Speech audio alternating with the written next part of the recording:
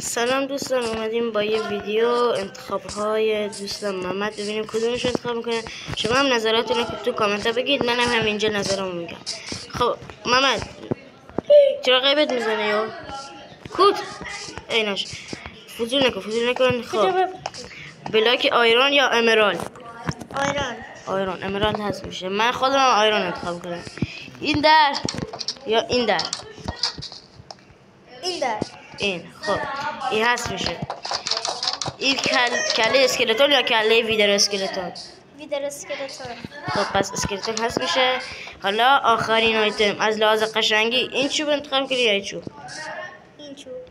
پس این هست میشه. منم نظرم این چوب سفید بود، اینجا هم نظرم کله اسکلتون بود، اینجا هم نظرم همین دره بود. خب دیگه اینجا هم آیرون بود. شما هم نظرتون رو تو کامنت ها بگید.